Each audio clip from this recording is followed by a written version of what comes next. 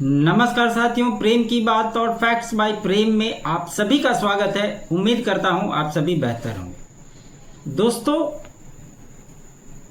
इस विषय के लिए ये बहुत ही सोच समझ करके मैंने टाइटल डाला है कि ये राजनीति का दुर्भाग्य है या देश का।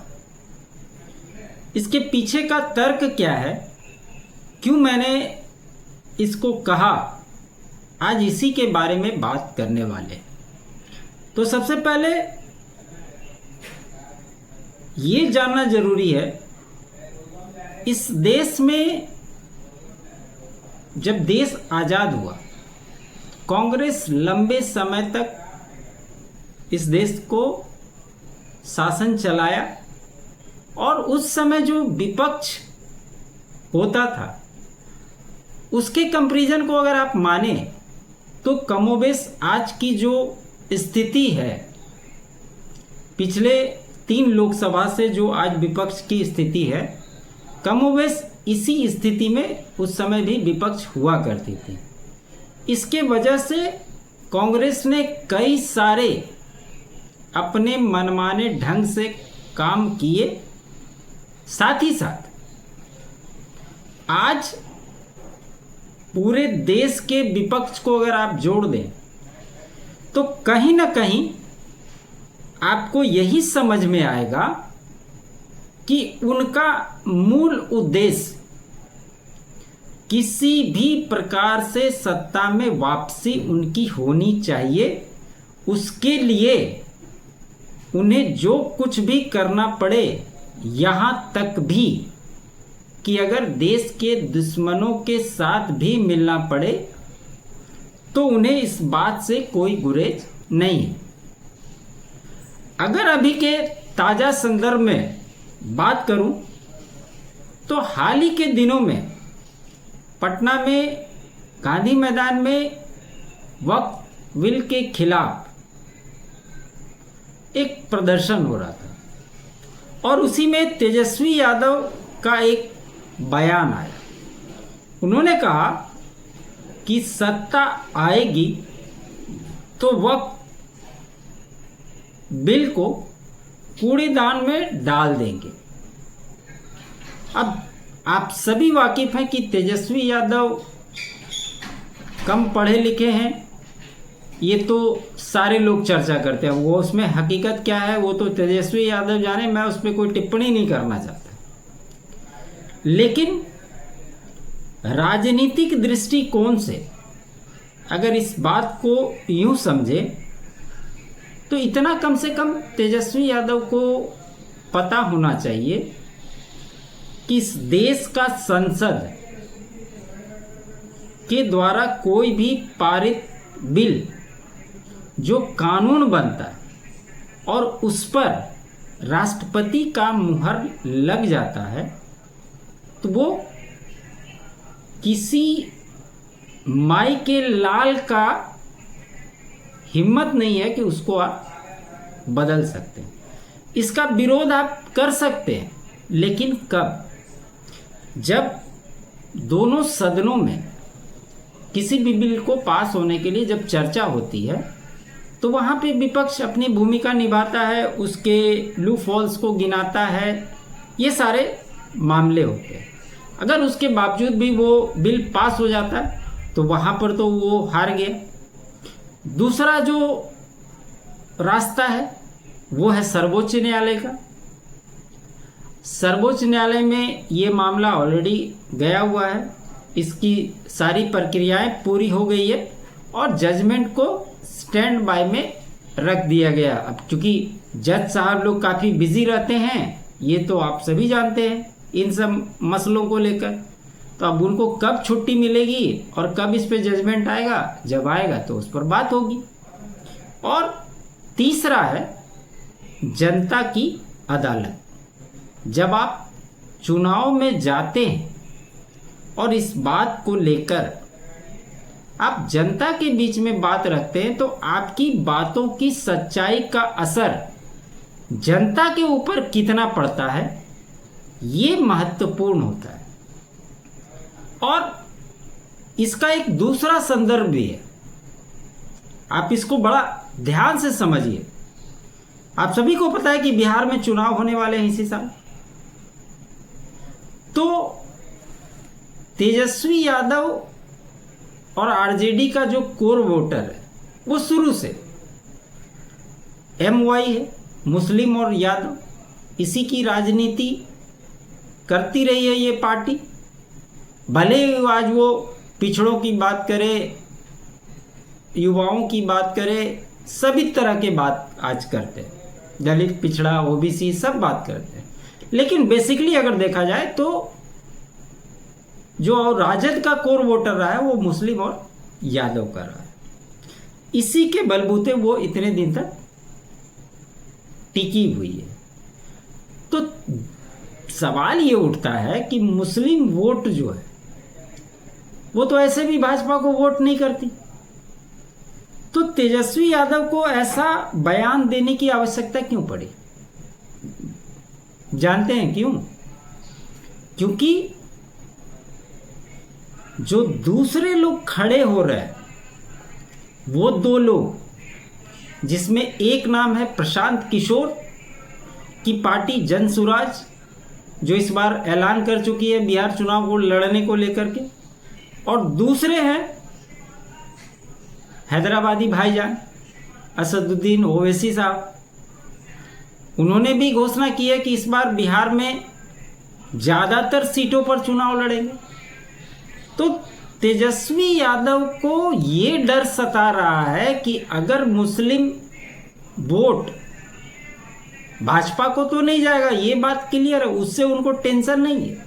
टेंशन इन 2 दलों से है कि अगर ये दोनों लड़ते हैं तो अगर कहीं मुस्लिम वोट का बंटवारा हो गया तो ये कहीं ना कहीं राजद के लिए और महागठबंधन के लिए नुकसानदेह साबित होगा। और इसी बात को पुख्ता करने के लिए वो इस तरह का बयान दे रहे हैं। वैसे ही एक नेता हैं राहुल गांधी, आप लगातार देखते हैं कि कांग्रेस का ये पिछले 11 सालों से मोटो रहा है कि कोई ना कोई एक झूठा नैरेटिव चलाना है, उसको इतना फैलाओ कि लोगों को लगे कि राहुल बाबा एकदम सत्य कह रहे हैं, और बाद में उस नैरेटिव की हवा निकल जाती है। जैसे ही हवा निकलती है तो फिर तीसरा एक पकड़ के लिए आते। हाल ही में आपने राहुल गांधी का एक बयान सुना होगा, वो मेक इन इंडिया को मजाक उड़ा रहे थे और ये कह रहे थे कि ये असेंबल इंडिया हो गया है। तो भैया असेंबल इंडिया भी हो गया तो वो इंडिया में ही हो रहा है ना, इस मोदी के कार्यकाल में ही हो रहा है ना। इस बात को भी ध्यान में रखना चाहिए। इस तरह की बातों से कैसी राजनीति करना चाहते हैं ये मूल रूप से दिखाता है कि वो कहीं ना कहीं पूरी तरह से सत्ता में आने के लिए कुछ भी करने को तैयार है।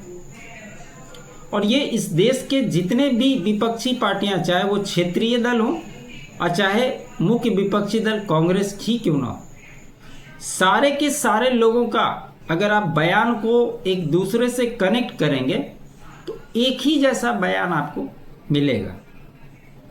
जबकि होना क्या चाहिए, सरकार से सवाल पूछना विपक्ष का दायित्व तो होता है और सवाल पूछने भी चाहिए, लेकिन क्या कर रही?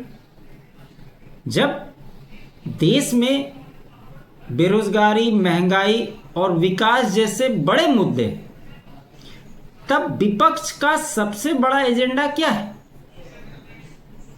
सिर्फ और सिर्फ कैसे भी करके सत्ता पाना।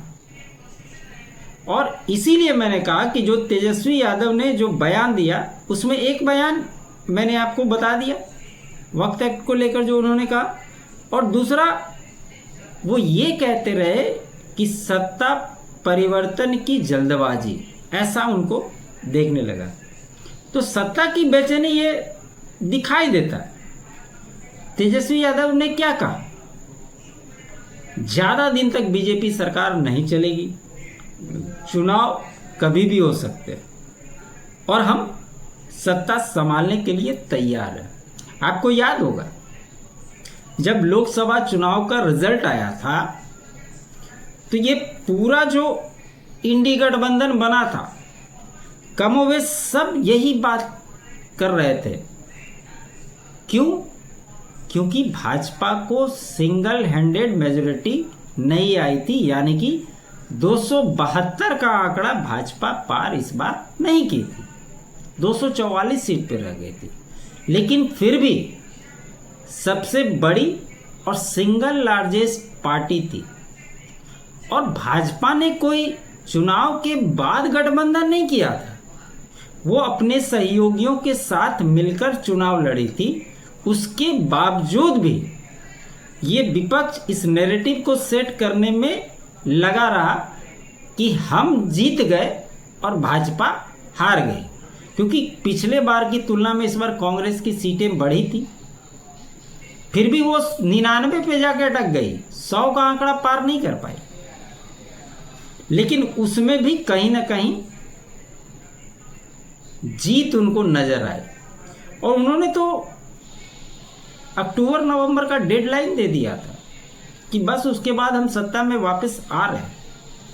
लेकिन आज सरकार को बने हुए 1 साल बीत गए, ये जितनी भी हवा हवाई बातें थी ये सिर्फ हवा हवाई ही रह गई। तो सबसे बड़ा सवाल ये है कि क्या विपक्ष देश की समस्याओं पर चर्चा करना चाहता है या नहीं, या सिर्फ कुर्सी की रेस में दौड़ रहा है? ये बात भी होनी चाहिए ना। और तेजस्वी यादव ने जो वक्त एक्ट को लेकर बयान दिया उसके बारे में मैंने आपको बता दिया। सोचिए, एक ऐसा कानून जो देश में संसद के माध्यम से पास हुआ और जिस पर राष्ट्रपति का मुहर लगा हुआ, उसको लेकर इस प्रकार की बयानबाजी कहां तक जायज है? और जब केंद्र कोई कानून बनाता है और वो दोनों सदनों से पास हो जाता है, तो कोई भी राज्य सरकार भले ही अपने विधानसभा में कोई रिजोल्यूशन पास कर दे कि हम इसको लागू नहीं होने देंगे, नहीं करेंगे। आपने सीए, एनआरसी, ये सब मुद्दे पे आपने देखा कई राज्यों की सरकारों ने ये बातें कही, लेकिन क्या उनकी हैसियत है कि इस कानून को लागू ना होने दें? ऐसा नहीं हो सकता। इससे साफ है कि विपक्ष अब धर्म आधारित राजनीति से भी पीछे नहीं हट रही है। उनको सिर्फ और सिर्फ अपनी वोट बैंक की चिंता है और उसके लिए उन्हें किसी भी हद तक जाने में कोई गुरेज नहीं है, चाहे समाज में नफरत फैले या सांप्रदायिक तनाव क्यों ना हो। मकसद सिर्फ एक सत्ता की कुर्सी। अब इसमें विपक्ष की दोहरी नीति को भी समझने की आवश्यकता है दोस्तों। तेजस्वी यादव जैसे नेता एक तरफ खुद को गरीबों को नेता बताते और दूसरी तरफ हर मुद्दे पर सिर्फ और सिर्फ सियासी फायदा तलाशते हैं। आज जनता के असली मुद्दे शिक्षा, स्वास्थ्य, रोजगार सब पीछे छूट गए। ये सब सिर्फ आपको टीवी के डिबेटों में दिखाई देंगे, सुनाई देंगे, लेकिन ये मुद्दे उठाने वाले इन अगर विपक्षी दलों से अगर आप चाहेंगे कि ये उठाएं तो ये आपको कहीं नहीं दिखेगा। यही इस देश सच्चाई है। आपको क्या लगता है ये राजनीति है या दुर्भाग्य है इस देश का? क्या ऐसे नेताओं से देश की भलाई हो सकती है? आप अपनी राय कमेंट में ज़रूर बताएं। वीडियो को अधिक से अधिक लाइक करें, शेयर करें और इसी तरह की खबरों के विश्लेषण के लिए हमारे चैनल को सब्सक्राइब भी करें। मेरे अल्टरनेट चैनल फैक्ट्स बाय प्रेम पे भी लगातार वीडियो जाते हैं, उसको भी आप लोग सब्सक्राइब जरूर करें। चैनल के लिए अगर आप कंट्रीब्यूट कर सकते हैं तो QR कोड स्क्रीन पे है, बाकी डिटेल आपको डिस्क्रिप्शन में मिलेंगे, ज्वाइन बटन भी आप ले सकते हैं। आप सभी का बहुत बहुत धन्यवाद। जय हिंद, जय भारत।